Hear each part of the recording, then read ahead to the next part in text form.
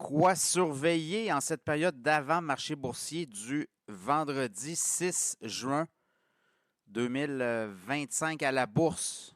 Là, je regarde du côté de Wall Street, c'est vert, mais du beau vert. Hier, ça a terminé un peu en queue de poisson avec l'histoire de Elon Musk, Donald Trump. On avait aussi des signaux un peu ambigus par rapport au marché de l'emploi, mais là, on a eu des données sur l'emploi ce matin et c'est sans équivoque. L'économie américaine va très bien. Création de 139 000 emplois en mai. Le taux de chômage qui demeure inchangé aux États-Unis, 4,2 %. Au Canada, il monte à 7 0,1 % de plus. Mais vous regardez l'économie américaine, on avait eu quand même mercredi là, des rapports ADP là, qu'on pensait que la création d'emplois était famélique et était en chute libre. Mais pas du tout.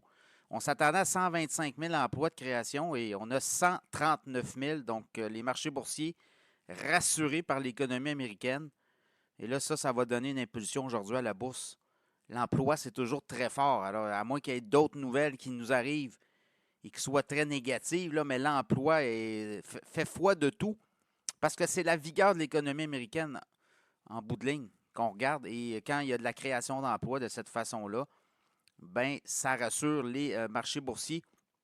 Là, je regarde au niveau Bitcoin. Le Bitcoin monte de 2385 $, 104 023. Le Bitcoin hier avait le caquet bas, comme on dit, 101 614, même 101 468.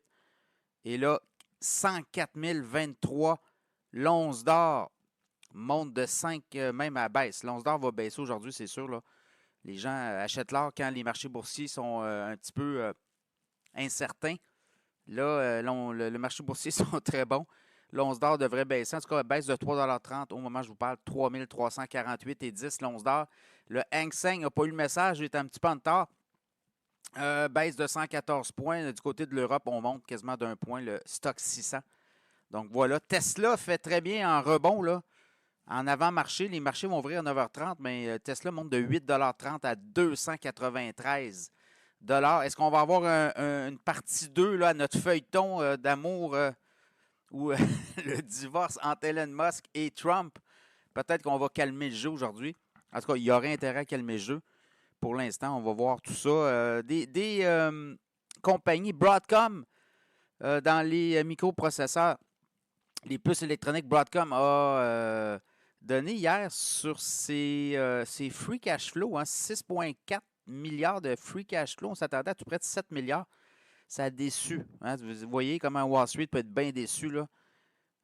252,20. Le titre baisse de 7,73 $ en avant-marché. Circle, eux, c'est les émetteurs du stablecoin USDC.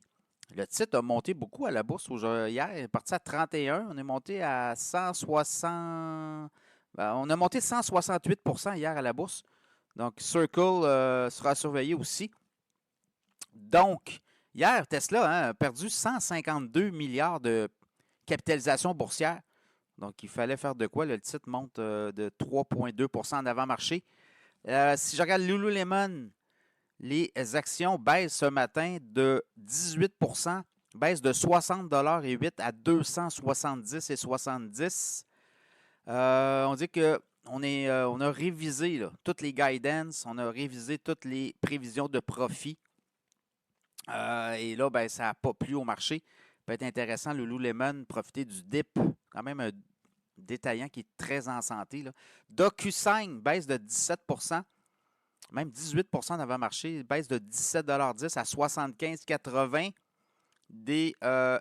On dit qu'au niveau de la croissance qui a ralenti sur le premier trimestre avec le résultat financier. Donc voilà, Broadcom, j'en ai parlé.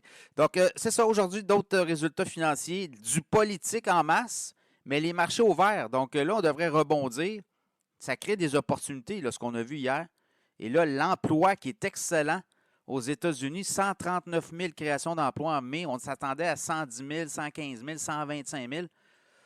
Le taux de chômage qui reste stable. Au Canada, le taux de chômage monte un peu. C'est plus difficile au Canada. L'économie canadienne fait du surplace. Et c'est pour ça qu'on disait que la Banque du Canada devait devait commencer à baisser. Là, et on avait parti en janvier avec une baisse. Et là, depuis, c'est le statu quo. Mais il va falloir continuer à donner, à aider l'économie canadienne avec les taux d'intérêt. Donc voilà, la bourse américaine aujourd'hui devrait être rayonnante. Des vallées vertes, verdoyantes, ça sera à suivre.